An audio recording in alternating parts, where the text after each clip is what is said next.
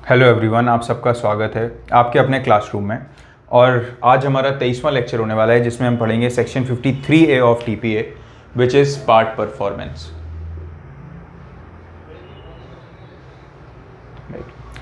बहुत important topic है ये जुडिशरी के पॉइंट ऑफ व्यू से। प्री और मेंस दोनों ही एग्ज़ाम्स के लिए काफ़ी सारे क्वेश्चंस आते हैं। किसी भी स्टेट की जुडिशरी का अगर आप एग्जांपल ले लो, अगर वहाँ के सिलेबस में ट्रांसफ़र ऑफ प्रॉपर्टी एक्ट है तो पार्ट परफॉर्मेंस का टॉपिक अक्सर पूछा ही जाता है, राइट। तो काफ़ी इंपॉर्टेंट होने वाला है लेक्चर, और मैं आपको अश्योर करता हूँ कि अगर आप इस लेक्चर को आखिरी तक देखेंगे तो जो भी आपके दिमाग में डाउट्स होंगे या जो भी 53A से रिलेटेड जो भी कंसेप्ट्स हैं आपको कंप्लीटली क्लियर होंगे और आपको किसी और रिसोर्स को रेफ़र करने की ज़रूरत नहीं पड़ेगी। तो आई होप आपको ये लेक्चर समझ आएगा, आपको कंसेप्ट ऑफ पार्ट परफॉर्मेंस समझ आएगा। पर उससे पहले मैं आपसे जो बात डेली करता हूँ वो हमारा रिचुअल है, वो हम डेली करेंगे ऑब्वियसली, कि ये जो क्लासरूम आप तक पहुंचा है आप इस क्लासरूम को बाकी लोगों तक भी पहुंचाइए। जो लोग भी लॉ से रिलेटेड हैं, जो लोग भी लॉ स्टूडेंट्स हैं या लॉ के लिए कोई पैशन रखते हैं, जुडिशरी के लिए प्रिपेयर कर रहे हैं या फिर लॉ से रिलेटेड किसी और एग्ज़ाम के लिए प्रिपेयर कर रहे हैं, उन सबके पास इस क्लासरूम का एक्सेस होना चाहिए जहाँ पे वो बस एक क्लिक पे अपना जो बेस्ट कंटेंट है वो फ्री ऑफ कॉस्ट एक्सेस कर सकें। और मैं आपको अश्योर करता हूँ कि अगर आप हमारे सारे लेक्चर्स प्रॉपर्ली देखेंगे, जो चीज़ें मैं आपको बोलता हूँ आप वो चीज़ें करेंगे, तो आपको कोई भी एग्ज़ाम, खास तौर पे जुडिशरी, हमारे जो लेक्चर्स हैं वो जुडिशरी के लिए डिज़ाइन किए गए हैं, पर क्योंकि ये जुडिशरी के लिए डिज़ाइन किए गए हैं तो ये इतने कॉम्प्रहेंसिव हैं कि बाकी जो दूसरे एग्ज़ाम्स हैं वो अपने आप, जिनमें भी ये सब्जेक्ट्स पूछे जाते हैं, आपको वो एग्ज़ाम क्लियर करने में कोई प्रॉब्लम नहीं होगी। तो आपको, अगर आप इन लेक्चर्स को प्रॉपर्ली फॉलो कर रहे हो तो आपको किसी और कोचिंग को लेने की कोई ज़रूरत नहीं है, अपने पैसे वेस्ट करने की कोई ज़रूरत नहीं है। अगर आपके पास ज़्यादा पैसे हैं तो आप एंजॉय कीजिए, घूम के आइए, बाइक खरीदिए, कुछ भी कीजिए, ठीक है, पर कोचिंग वालों को दे के वेस्ट मत कीजिए। तो इस चैनल को लाइक कीजिए, शेयर कीजिए, सब्सक्राइब कीजिए। और इसी के साथ अब हम आगे बढ़ते हैं अपने आज के टॉपिक पार्ट परफॉर्मेंस के साथ। देखिए, जो पार्ट परफॉर्मेंस है ये एक इक्विटेबल डॉक्ट्रिन है जिसको हम बोलते हैं, जो कि बेस्ड है इक्विटी ऑफ पार्ट परफॉर्मेंस पे।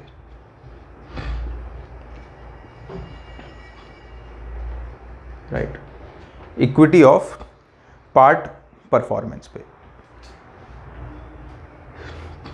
ये जो चीज है पार्ट परफॉर्मेंस का कंसेप्ट जो है स्टैट्यूटरीली जो ट्रांसफर ऑफ प्रॉपर्टी एक्ट है उसमें इंसर्ट किया गया 1929 के अमेंडमेंट से। इसीलिए देखिए यहाँ पे ए है, ए फॉर अमेंडमेंट। 1929 अमेंडमेंट से ये पार्ट परफॉर्मेंस का कंसेप्ट सेक्शन 53A के under transfer of property act में डाला गया। पर ये जो कंसेप्ट है इंडियन लॉ में, ये आया कहाँ से? बेसिकली इंग्लिश लॉ से हमने ये कॉन्सेप्ट बोरो किया है। और इंग्लिश लॉ में ये कंसेप्ट एक जजमेंट से आया, मार्बरी वर्सेस एल्डरसन से, जो कि 1883 का जजमेंट था। इस केस में ये इंग्लिश जजमेंट है और इस केस में इक्विटी ऑफ पार्ट परफॉर्मेंस का डॉक्ट्रिन इनंसिएट किया गया। और ये बोला गया कि अगर दो लोग ज्वाइंट प्रॉमिस करते हैं, मतलब अगर एक ज्वाइंट प्रॉमिस है, मान लीजिए ए एंड बी है, इनका ज्वाइंट प्रॉमिस है, तो इसमें से अगर मान लो ए ने अपना टास्क परफॉर्म कर दिया और बी ने परफॉर्म नहीं किया है, राइट, जो ट्रांसफरी है उसने जो ट्रांसफरर है उसने परफॉर्म नहीं किया है और ट्रांसफरी ने परफॉर्म कर दिया है, तो उस केस में जिसने अपना टास्क परफॉर्म नहीं किया है उसके अगेंस्ट, जिसने अपना टास्क परफॉर्म नहीं किया, जिसने अपना ज्वाइंट प्रॉमिस के केस में जिसने अपना प्रॉमिस परफॉर्म नहीं किया है, उसके अगेंस्ट जिसने प्रॉमिस परफॉर्म कर दिया है कुछ इक्विटेबल राइट्स आएंगे, राइट। तो मार्बरी वर्सेस मेडिसन ने क्या बोला कि अगर एक पार्टी ने अपना प्रॉमिस परफॉर्म कर दिया और उस प्रॉमिस के बेसिस पे उसने कुछ एक्ट किया है, तो जो सामने वाली पार्टी जिसने अपना प्रॉमिस परफॉर्म नहीं किया है वो इंसान, उसके अगेंस्ट कुछ जो इक्विटी है उसका प्रोटेक्शन उस इंसान को मिलेगा जिसने अपना कॉन्ट्रैक्ट परफॉर्म कर दिया। सपोज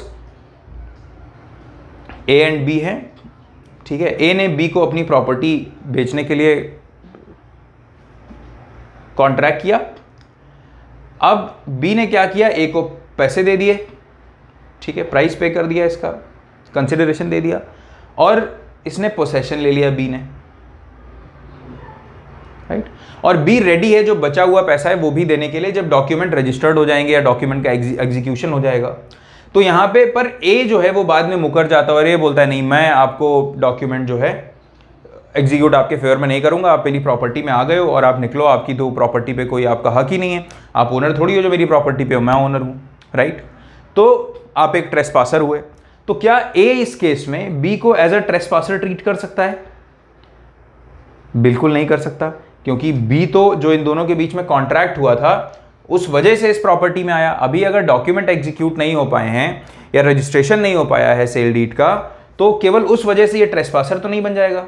तो इसको इसके फेवर में इक्विटी कुछ राइट्स देगी जो वो इसके अगेंस्ट एनफोर्स कर सकता है, किसके? ट्रांसफरर के अगेंस्ट, जिसने कि अपना पार्ट ऑफ कॉन्ट्रैक्ट जो है वो परफॉर्म नहीं किया है और ना ही वो रेडी है परफॉर्म करने के लिए।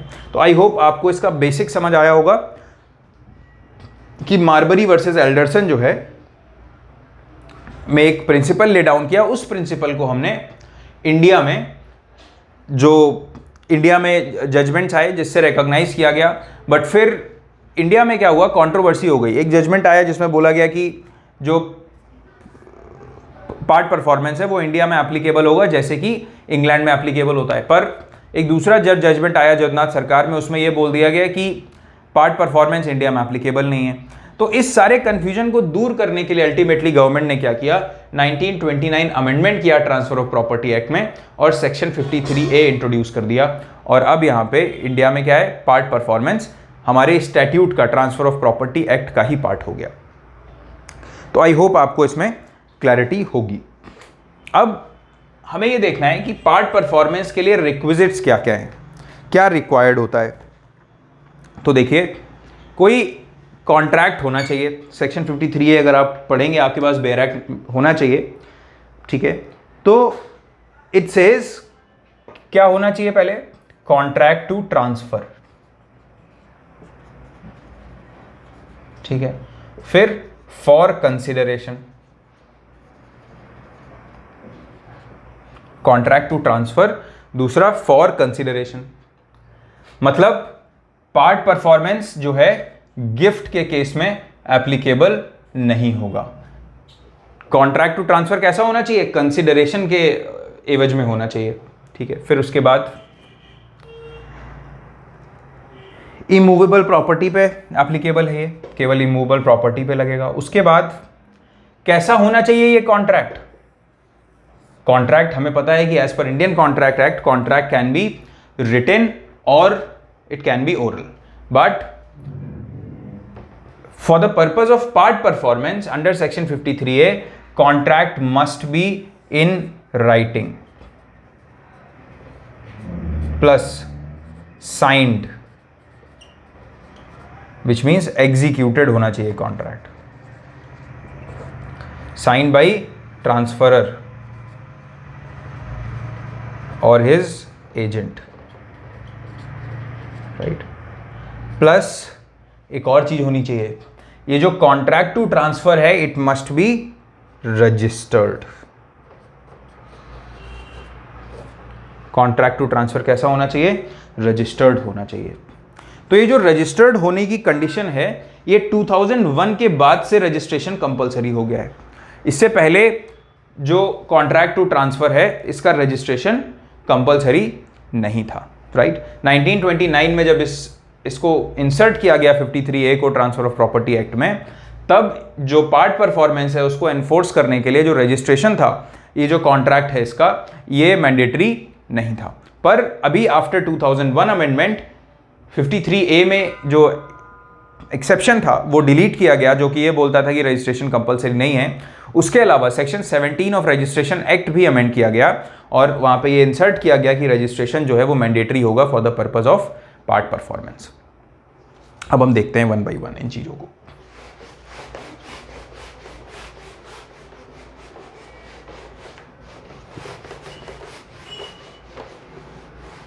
ये इंग्रेडिएंट्स यहां पे लिखे हुए हैं, मैं आपको बगल में इस साइड पे समझाता हूं कि एक्चुअल में पार्ट परफॉर्मेंस वर्क कैसे करता है, फिर हम वन बाय वन पूरे सेक्शन का एनालिसिस करेंगे। देखिए, मैंने आपको पहले भी जो एग्जांपल दिया, दोबारा वैसा ही कुछ एग्जांपल देता हूँ। मान लीजिए x जो है उसने y को अपनी प्रॉपर्टी ट्रांसफ़र करने की बात की, ठीक है। मान लीजिए x की ये प्रॉपर्टी है और y ने ये प्रॉपर्टी ट्रांसफ़र करने के लिए कॉन्ट्रैक्ट किया और ये प्रॉपर्टी की वैल्यू थी 1 करोड़। y ने x को क्या किया, 50 लाख दे दिए और x ने y को क्या किया, पोसेशन दे दिया इस प्रॉपर्टी का। आप हमेशा ध्यान रखिए, पार्ट परफॉर्मेंस का बेनिफिट लेने के लिए अगर ट्रांसफरी जो है वो पोसेशन में होना चाहिए, मतलब पोसेशन अगर उसके पास नहीं है ट्रांसफरी के पास, तो फिर सेक्शन 53A का बेनिफिट नहीं मिल सकता, राइट। क्या मैंडेटरी है, आप इस प्रोविजन को सेक्शन 53A को पढ़ें तो आपको समझ आएगा कि जो पोसेशन है प्रॉपर्टी का वो मैंडेटरी है ट्रांसफरी के लिए, अगर वो सेक्शन 53A का प्रोटेक्शन लेना चाहता है। अब हम देखते हैं इसको। तो y ने क्या किया, 50 लाख दे दिया और पोसेशन ले लिया। तो यहां पे y ने ऐसा क्यों किया, इन दोनों के बीच में कॉन्ट्रैक्ट टू ट्रांसफर था और उस कॉन्ट्रैक्ट टू ट्रांसफर के फर्दरेंस में y ने ऐसा किया कि क्या किया, पोसेशन ले लिया और इसको पैसे दिए। उसके अलावा y जो है वो विलिंग है, जो बचा हुआ 50 लाख है वो भी देने के लिए, जो रिमेनिंग 50 लाख हैं वो भी y विलिंग है कि वो x को पे ऑफ कर देगा। जब x क्या करेगा, जब x जो है वो जो सेल डीड है उसको एग्जीक्यूट करेगा, ठीक है। तो अभी इस केस में क्या हुआ है, सेल डीड का एग्जीक्यूशन कंप्लीटली नहीं हो पाया है, ठीक है। या फिर दूसरा एग्जांपल हम ले सकते हैं कि ये जो डॉक्यूमेंट है, ये जो सेल डीड है, इसका रजिस्टर होना मैंडेटरी है। इमूवेबल प्रॉपर्टी अगर 100 रुपए से ज्यादा की वैल्यू उसकी है तो उसका रजिस्ट्रेशन तो मैंडेटरी है, पर ये जो सेल डीड है यहां पे इसका रजिस्ट्रेशन अभी नहीं हुआ है। तो ये जो प्रोविजन है सेक्शन 53A कब अप्लाई होता है, जब दो लोगों के बीच में कॉन्ट्रैक्ट टू ट्रांसफर होता है और उसमें से जब ये ट्रांसफर हो जाने के बाद जो डॉक्यूमेंट एग्जीक्यूट किए जाने थे, जो फॉर्मेलिटीज पूरी की जानी थी, अभी वो पूरी नहीं हो पाई हैं, राइट। जैसे यहाँ पे एग्जीक्यूशन नहीं हो पाया इस सिनेरियो में, यहाँ पे दूसरे सिनेरियो में एग्जीक्यूशन तो हो गया है पर सेल डीड का रजिस्ट्रेशन नहीं हो पाया है, राइट। तो ऐसी सिचुएशन में इसका फायदा जो है ये एक्स जो ट्रांसफरर है नहीं उठा सकता।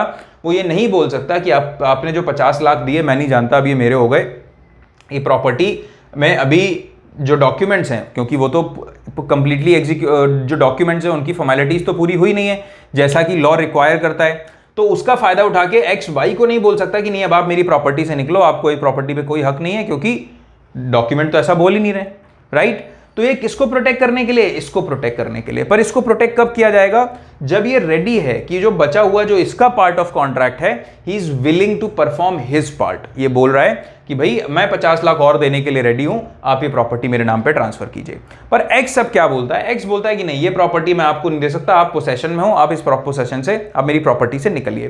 तो एक्स या फिर एक्स के जो लीगल हेयर्स हैं, ठीक है, उनमें से कोई भी वाई को डिस्पोसेस करने से डीबार्ड है। यहां पे वाई को क्या करने से, वाई को यहां से हटाने से, इस प्रॉपर्टी से हटा देने से डीबार्ड है। वो ऐसा नहीं कर सकते जस्ट बिकॉज अभी जो डॉक्यूमेंट्स हैं उनकी फॉर्मेलिटी कंप्लीट नहीं हुई है। पर इसके लिए नेसेसरी क्या है, दो चीजें। पहला कि ये जो वाई है, जो ट्रांसफरी, ये क्या हुआ, एक्स ट्रांसफरर, और y क्या हुआ, ट्रांसफरी। y ने इनके बीच में जो कॉन्ट्रैक्ट हुआ है, कॉन्ट्रैक्ट ऑफ ट्रांसफर जो हुआ है, उसके फर्दरेंस में इसने कुछ एक्ट किया हो, मतलब इसने ये इस प्रॉपर्टी के पोसेशन में हो, ठीक है। उसके अलावा कंसिडरेशन वगैरह पे किया हो कुछ, ठीक है। एनी अदर एक्ट में कंसिडरेशन पे करना आ जाएगा, कंसिडरेशन वगैरह पे किया हो, ठीक है। उसके अलावा जो इसका पार्ट ऑफ कॉन्ट्रैक्ट है, या तो इसने कंप्लीटली परफॉर्म कर दिया हो, या फिर ये विलिंग टू परफॉर्म हो, या फिर ये विलिंग टू परफॉर्म हो हिज पार्ट ऑफ कॉन्ट्रैक्ट। तो ये तीन कंडीशंस ये मैंडेटरी है, क्या कि कॉन्ट्रैक्ट हमेशा पहले कंसिडरेशन में होना चाहिए, फिर राइटिंग में होना चाहिए, साइंड होना चाहिए, प्रॉपरली एग्जीक्यूटेड होना चाहिए, देन रजिस्टर्ड होना चाहिए। उसके अलावा ये कंडीशंस भी फुलफिल करनी ज़रूरी है। किसको? वाई के बिहाफ पे ये कंडीशंस भी फुलफिल की जानी है जब पार्ट परफॉर्मेंस का इसको प्रोटेक्शन मिलेगा। तो अब अगर एक्स या उसके लीगल हेयर्स वाई को इसकी प्रॉपर्टी से हटाने की बात करते हैं कि नहीं हम आपको हटा देंगे इस प्रॉपर्टी से, आप नहीं रह सकते इस प्रॉपर्टी में क्योंकि ये प्रॉपर्टी आपकी है ही नहीं, क्योंकि कागज ही एग्जीक्यूट नहीं हुए, तो उस बीच में हमने मार्बरी वर्सेस एल्डरसन में क्या पढ़ा था कि अगर किसी पार्टी ने अपना पार्ट ऑफ कॉन्ट्रैक्ट पूरा कर दिया है और दूसरी वाली पार्टी ने नहीं किया है, जबकि दोनों का ज्वाइंट प्रॉमिस था, उस केस में ये जो इंसान है इसको इक्विटी कुछ प्रोटेक्शन देगी, कुछ राइट्स देगी। किसके अगेंस्ट? इसके अगेंस्ट, राइट। तो यहां पे क्या राइट दे रही है इक्विटी इसके अगेंस्ट? ये राइट दे रही है कि ये अभी एक्स जो है इसको पोसेशन से बाहर नहीं कर सकता, इसका पोसेशन जो है रोक नहीं सकता, इसको हटा नहीं सकता इस प्रॉपर्टी से, राइट। तो जो सेक्शन, अब आपको जो इस एग्जांपल से समझ आया होगा कि पार्ट परफॉर्मेंस का एक्चुअल में एप्लीकेशन कहां होता है, कैसे हम अप्लाई करते हैं डॉक्ट्रिन ऑफ पार्ट परफॉर्मेंस को। तो अभी इस केस में मान लीजिए कि वाई जो है, अब वाई अगर इस केस में पोसेशन में ना हो तब क्या होगा? अगर हम ये देखें कि वाई इसके, हमने ये देखा यहां पे कि वाई जो है वो पोसेशन में होना चाहिए। अगर ये पोसेशन में नहीं है, मान लीजिए अगर ये पोसेशन में नहीं है, तो उस केस में क्या होगा?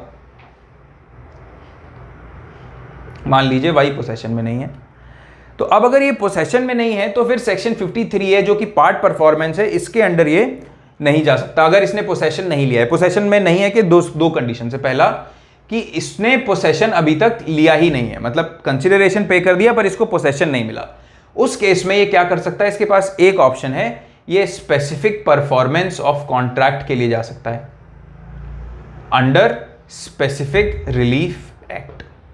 ठीक है, किस केस में? जब इसने कंसिडरेशन तो पे कर दिया है पर प्रॉपर्टी का पोसेशन अभी नहीं लिया है। पर दूसरी सिचुएशन, मान लीजिए इसके पास पोसेशन था पर इसको डिस्पोसेस कर दिया गया, किसी जबरदस्ती इसको निकाल दिया गया, लॉफुली डिस्पोसेस कर दिया गया, तो उस केस में ये क्या कर सकता है? उस केस में इसके पास एक और रेमेडी है, ये under section 6 of specific relief act ये एक सूट फाइल कर सकता है कि इसको प्रॉपर्टी के पोसेशन में दोबारा लाया जाए और इसका जो पोसेशन है उसको प्रोटेक्ट किया जाए, मतलब इसको दोबारा पोसेशन लाया जाए। मान लीजिए एक्स जो है वाई को रात में गुंडे भेज के निकाल बाहर फेंकवा देता है घर से, तो ये क्या हुआ? अनलॉफुल डिस्पोसेशन हुआ वाई का। तो वाई के पास क्या ऑप्शन है? Why section 6 specific relief act में जा सकता है और ये बोल सकता है कि मुझे इस प्रॉपर्टी के पोसेशन में दोबारा रखा जाए। पर ये कब होगा? जब ये पहले पोसेशन में था इस कॉन्ट्रैक्ट के परसुएंस में और उसके बाद इसको पोसेशन से हटाया गया है। ठीक है, पर अगर इसने पोसेशन लिया ही नहीं है तो फिर ये सेक्शन 6 वाली रेमेडी नहीं आएगी। कौन सी रेमेडी आएगी? ये स्पेसिफिक परफॉर्मेंस ऑफ कॉन्ट्रैक्ट का सूट इसके अगेंस्ट फाइल कर सकता है, ट्रांसफरर के अगेंस्ट, और ये बोल सकता है कि भाई आप ये जो एग्जीक्यूशन है डॉक्यूमेंट का कीजिए, हमारे बीच में जो कॉन्ट्रैक्ट हुआ था आप उसको ऑनर कीजिए, राइट। अब हम पोसेशन की बात कर रहे हैं तो इससे रिलेटेड एक और एस्पेक्ट देख लेते हैं अपन।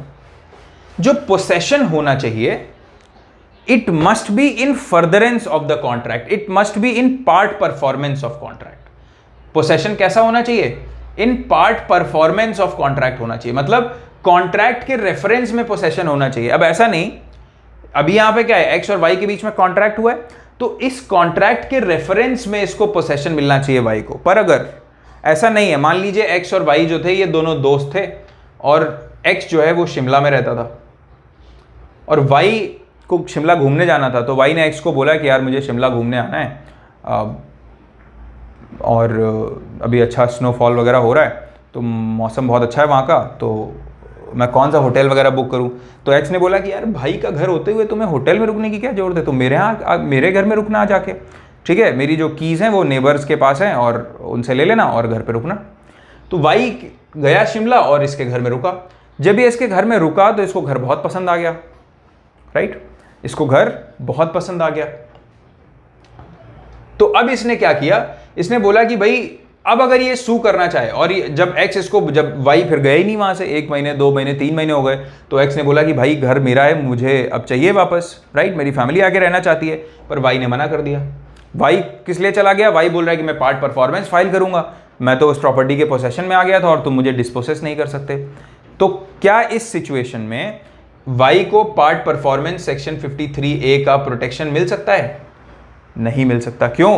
क्योंकि वाई जो पोसेशन में आया वो इन दोनों के बीच में ऐसा कोई कॉन्ट्रैक्ट ऑफ ट्रांसफर नहीं हुआ था जिसके कारण वाई पोसेशन में आया। वाई केवल इसलिए पोसेशन में आया क्योंकि एक्स उसका दोस्त था और एक्स ने बोला as a gesture of goodwill, उसने बोला कि जैसा दोस्तों में होता है, एक्स ने बोला कि यार तुम शिमला आ रहे हो तो तुम होटल वगैरह में क्यों रुकोगे, मेरे घर पे रुकना, राइट। तो इस वजह से ये पोसेशन में आया। तो इस केस में सेक्शन 53A का प्रोटेक्शन नहीं मिलेगा। तो आई होप आपको ये पॉइंट क्लियर हुआ होगा कि ये जो पोसेशन है कितना इंपॉर्टेंट है और पोसेशन कितने तरीके का हो सकता है। पोसेशन हमेशा पार्ट परफॉर्मेंस ऑफ कॉन्ट्रैक्ट में ही होना चाहिए अगर आपको सेक्शन 53A का प्रोटेक्शन चाहिए तो, राइट। आपको मैं इस सेक्शन का एक एक वर्ड जो इंपॉर्टेंट है सब एक्सप्लेन कर रहा हूं यहां पे, इसीलिए जब आप बेयर एक्ट पढ़ोगे तो आप समझ जाओगे कि मैं कौन सा टर्म कब एक्सप्लेन कर रहा हूं, राइट। बेयर एक्ट पढ़ना मैंडेटरी है इसीलिए। तो आपको ये सेक्शन 53A की एप्लीकेशन समझ आ गई, ठीक है। अब हम ये समझते हैं कि जो रजिस्ट्रेशन है ये मैंडेटरी है इस केस में, कॉन्ट्रैक्ट के केस में। ये जो कॉन्ट्रैक्ट ऑफ ट्रांसफर है उसका रजिस्टर्ड होना जरूरी है, राइट। पर क्या हमेशा से ऐसा था कि ये रजिस्ट्रेशन मैंडेटरी था? हमेशा ऐसा नहीं था, राइट। बिफोर तो 1929 से पहले क्या था कि जब मार्बरी वर्सेस एल्डरसन के रूल को इंडिया में एक्सटेंड किया गया कुछ जजमेंट्स के थ्रू, तो यहाँ ये बोला गया कि जो डॉक्यूमेंट है, जो कॉन्ट्रैक्ट ऑफ ट्रांसफर है, इसका रजिस्टर्ड होना जरूरी नहीं है, राइट। कॉन्ट्रैक्ट ऑफ ट्रांसफर का रजिस्टर्ड होना जरूरी नहीं है। फिर 1929 में तो इसको सेक्शन 53A को इंसर्ट कर दिया गया ट्रांसफर ऑफ प्रॉपर्टी एक्ट में और इसको स्टैट्यूटरी रूल बना दिया गया।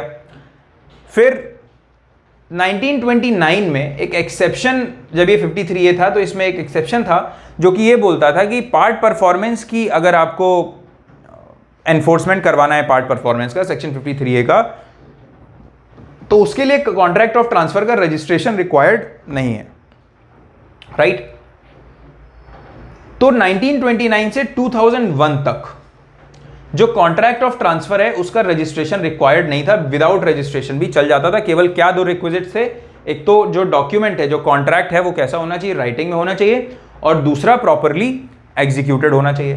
पर 2001 में अमेंडमेंट किया गया ट्रांसफर ऑफ प्रॉपर्टी एक्ट में, और ये बोला गया, ट्रांसफर ऑफ प्रॉपर्टी एक्ट में अमेंडमेंट किया गया और जो एक्सेप्शन था सेक्शन 53A में उसको डिलीट कर दिया गया। आप पढ़ सकते हैं, आप जब सेक्शन 53A बेयर एक्ट में पढ़ेंगे तो नीचे फुटनोट पढ़िए, वहां पे लिखा हुआ है कि ओमिट कर दिया गया, डिलीट कर दिया गया जो एक्सेप्शन था, राइट, जो कि ये बोलता था कि रजिस्ट्रेशन रिक्वायर्ड नहीं है। उसके अलावा जो रजिस्ट्रेशन एक्ट है उसमें भी सेक्शन 17(1)A जो है वो डाला गया और इसमें ये बोल दिया गया कि पार्ट परफॉर्मेंस जो है उसके लिए भी रजिस्ट्रेशन रिक्वायर्ड होगा। जनरली क्या होता है, because of section 49 of registration act, section 49 of Indian registration act, what happens is वो डॉक्यूमेंट्स जिनका रजिस्ट्रेशन होना कंपलसरी है और उनको अगर रजिस्टर नहीं किया जाता तो उनको कोर्ट में एज एन एविडेंस आप प्रोड्यूस नहीं कर सकते। पर सेक्शन 53A इसका एक एक्सेप्शन था अप टू 2001। पर अभी क्या हो गया, अभी आफ्टर 2001 अमेंडमेंट जो रजिस्ट्रेशन है इस कॉन्ट्रैक्ट ऑफ ट्रांसफर का वो मैंडेटरी हो गया। इसलिए ये तीनों चीजें होनी चाहिए अगर किसी को कॉन्ट्रैक्ट ऑफ पार्ट, किसी को बेनिफिट ऑफ पार्ट परफॉर्मेंस लेना है, राइट।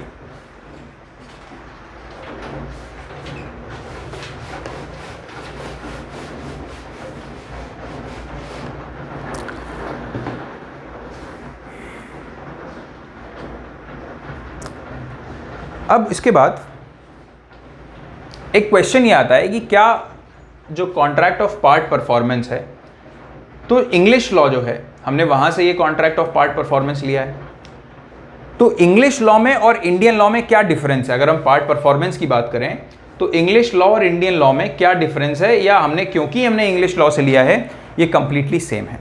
तो ये कंप्लीटली सेम तो नहीं है। कैसे? इंग्लिश लॉ में ये जो कॉन्ट्रैक्ट है ये ओरल भी हो सकता है, राइट। जो कॉन्ट्रैक्ट ऑफ पार्ट परफॉर्मेंस है, पार्ट परफॉर्मेंस को एनफोर्स करने के लिए जो कॉन्ट्रैक्ट ऑफ ट्रांसफर है ये कैसा हो सकता है, ओरल भी हो सकता है, राइटिंग मैंडेटरी नहीं, जबकि इंडिया में ये तीनों चीजें मैंडेटरी है, राइट। अब क्वेश्चन ये आता है कि ये जो पार्ट परफॉर्मेंस का प्रिंसिपल है, क्या ये शील्ड है? ये मेंस में बहुत ज़्यादा पूछा जाता है ऐसे कि whether doctrine of part performance is shield और अ सोर्ड, राइट? शील्ड है या फिर सोर्ड है? तो आप सब, ये क्वेश्चन क्यों पूछा जाता है? शील्ड हमेशा क्या होती है? एक डिफेंसिव मैकेनिज्म होता है, आपको प्रोटेक्ट करने के लिए होता है, राइट? और जो सोर्ड जो होती है उससे आप अटैक करते हो, ठीक है? एक अटैकिंग वेपन होता है। तो जो क्वेश्चन का मतलब होता है वो ये होता है कि क्या जो डॉक्ट्रिन ऑफ पार्ट परफॉर्मेंस है ये आपको केवल प्रोटेक्ट करने के लिए है या फिर आपको अटैक करने के लिए है, सामने वाले पे जो ट्रांसफरर है उस पर। तो बेसिकली इंडिया में जो डॉक्ट्रिन ऑफ पार्ट परफॉर्मेंस है वो शील्ड है, सोर्ड नहीं है। अब ये कैसे? क्योंकि हमने जब सेक्शन 53A का एप्लीकेशन देखा, जब हमने पढ़ा, तो मैंने आपको ये बताया कि जो सेक्शन 53A है उसका इंटेंट क्या है? उसका इंटेंट है जो ट्रांसफरी है इस केस में उसका पोसेशन प्रोटेक्ट करना, उसका पोसेशन प्रोटेक्ट करना, राइट? ट्रांसफरी का पोसेशन प्रोटेक्ट करना। अगर वो सारे जो रिक्विजिट्स अभी हमने समझे कि वो विलिंग टू परफॉर्म है, कि if he is willing to perform his part of contract, ये सारी चीज़ें सेटिस्फाई हो रही हैं और वो इंसान पोसेशन में था, ठीक है? तो उसका पोसेशन प्रोटेक्ट करना, उसको इक्विटी में कुछ राइट्स देना ताकि उसको ज़बरदस्ती ट्रेसपासर की तरह ट्रीट करके निकाला ना जा सके उस प्रॉपर्टी से जिस प्रॉपर्टी पे वो एक कॉन्ट्रैक्ट के तहत आया है, राइट? और वो रेडी है अपनी तरफ से वो उन ऑब्लिगेशंस को परफॉर्म करने के लिए जो उसके ऊपर इंपोज की गई थी उस कॉन्ट्रैक्ट में, पर सामने वाली पार्टी उस कॉन्ट्रैक्ट को कंप्लीट नहीं होने दे रही है, राइट? तो इसलिए ये केवल इसके लिए एक प्रोटेक्शन मैकेनिज्म है, राइट? अब सेक्शन 53A का अगर हम इफेक्ट देखें तो भी क्या होगा, जब आपको ये क्वेश्चन कभी पूछा जाता है तो आप उसमें सेक्शन 53A के इसेंशियल्स बताइए, सारी चीज़ें एक्सप्लेन कीजिए, सेक्शन 53A क्या है, क्यों है, इसका मोटिव क्या है। उसके अलावा आप ये लिखिए, फिर आप इसमें ये भी लिखेंगे कि जो सेक्शन 53A है इसका इफेक्ट क्या है। तो सेक्शन 53A कोई राइट या इंटरेस्ट क्रिएट नहीं करता प्रॉपर्टी में, राइट? मतलब जो x और y का जो मैंने एग्जांपल लिया, y का क्या प्रोटेक्टेड है? केवल पोसेशन प्रोटेक्टेड है अगर वो उस प्रॉपर्टी के पोसेशन में था तो। पर y जो है इसको जस्ट केवल ये राइट दिया गया है कि आप पोसेशन में रह सकते हो, पर जब तक सेल डीड एग्जीक्यूट नहीं हो गई है, प्रॉपर्टी का रजिस्ट्रेशन नहीं हो गया है, तब तक इसको जो है कोई राइट या इंटरेस्ट नहीं मिलेंगे, मतलब ये ओनर नहीं माना जाएगा प्रॉपर्टी का, राइट? तो कोई राइट और इंटरेस्ट क्रिएट नहीं करता है, क्या करता है? केवल ट्रांसफरी का पोसेशन प्रोटेक्ट करता है। तो आई होप आपको सेक्शन 53A का इफेक्ट भी समझ आया होगा। उसके अलावा अब एक चीज रह गई है, इसका जो प्रोविजो है ये बोलता है provided that nothing in this section shall affect the rights of a transferee for consideration who has no notice of the contract or of the part performance thereof, which means, जैसे मैंने आपको क्या बोला था, x और y, ये property x ने y को कॉन्ट्रैक्ट ऑफ ट्रांसफर किया है। अब x या उसके जो लीगल हेयर्स हैं कॉन्ट्रैक्ट ऑफ ट्रांसफर किया और y ने x को 50 लाख रुपए दे दिए और x ने y को इस प्रॉपर्टी का पोसेशन दे दिया है। तो अब x या y जो है, जस्ट बिकॉज ये जो डॉक्यूमेंट है ये रजिस्टर्ड नहीं हुआ या एग्जीक्यूशन प्रॉपर नहीं किया है, क्योंकि यही एग्जीक्यूशन करने में ट्रांसफर ही डिले कर रहा है, तो ये करना नहीं चाह रहा है और ये रेडी है कि अपना पूरा जो पैसा बचा हुआ है वो भी मैं दे दूंगा, तो उस केस में क्या x और उसके लीगल हेयर्स इसको डिस्पोसेस कर सकते हैं? नहीं, हमने पढ़ लिया। पर मान लीजिए कोई थर्ड पार्टी है, इसने ये घर इसको ट्रांसफर किया, इसको ट्रांसफर करने के बाद ये कोई Z नाम की पार्टी है, इसको 1 करोड़ का डील हुई इसके साथ, पर इसको जो है x को ज़्यादा अच्छे पैसे मिल रहे थे, इसने 1.5 करोड़ की डील कर ली सेम प्रॉपर्टी की Z के साथ। अभी जो Z है Z क्या है? ट्रांसफरी विदाउट नोटिस है एंड विद कंसिडरेशन है, राइट? तो ऐसे ट्रांसफरी को हम बोलते हैं transferee in good faith. Transferee in good faith बोलते हैं ऐसे ट्रांसफरी को। अभी ये जो ट्रांसफरी है विदाउट नोटिस और विद कंसिडरेशन का क्या मतलब है कि ये जो प्रॉपर्टी अगर एक्स ने जेड को गिफ्ट दी है, ठीक है, या फिर कंसिडरेशन से एक्स ने जेड को प्रॉपर्टी दी, इसने इसको 1.5 करोड़ रुपए दिए हैं और जो जेड है इसको पता है कि ऐसा कोई डील जो एक्स और वाई के बीच में हुई है, तो इसको नोटिस है। अगर ये दोनों चीजें हैं, मतलब एक्स ने जेड को कंसिडरेशन नहीं लिया है कि गिफ्ट कर दिया है प्रॉपर्टी, तो उस केस में, या फिर इसने जेड ने एक्स को, जो सब्सिक्वेंट ट्रांसफरी है, जो ट्रांसफरी इन गुड फेथ है, इसने इसको पैसा दिया है पर इसको पता है जेड को कि एक्स और ये जो डील है इस प्रॉपर्टी की वाई के साथ भी हो चुकी है, तो उस केस में ये जो प्रोविजो है इसका बेनिफिट जेड को नहीं मिलेगा। और ये प्रोविजो कहता क्या है? प्रोविजो ये कहता है कि अगर ये जो ट्रांसफरी है ये विदाउट नोटिस, मतलब इसको इस डील के बारे में कोई आइडिया नहीं था और इसने कोशिश की तब भी इसको पता नहीं चला, राइट, और इसने जो प्रॉपर्टी है कंसिडरेशन के साथ खरीदी है, तो ये वाला जो ट्रांसफरी है ये इसको डिस्पोसेस कर सकता है, ये इसके अगेंस्ट कुछ राइट्स जो हैं वो एनफोर्स कर सकता है, ये इससे डिस्पोसेस कर पाएगा इसको, राइट? क्यों? क्योंकि ये ट्रांसफरी इन गुड फेथ है। तो ये एक एक्सेप्शन क्रिएट करता है सेक्शन 53A जो है, और ये बोलता है कि जो ट्रांसफरी इन गुड फेथ है वो प्रोटेक्टेड रहेगा। पर अगर ये प्रॉपर्टी इसको गिफ्ट की गई है या फिर इसको पता था या ऐसी इस डील के बारे में, तो फिर जेड को इस प्रोविजो का बेनिफिट नहीं मिलेगा, राइट? अब आपके दिमाग में आ रहा होगा कि अच्छा अब ये डिस्पोसेस कर लेगा तो फिर इसके पास क्या रेमेडी है?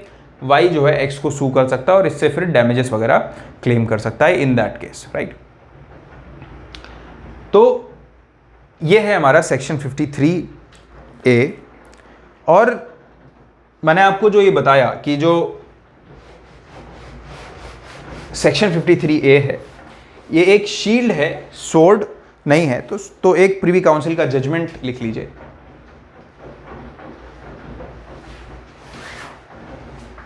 प्रबोध कुमार दास वर्सेस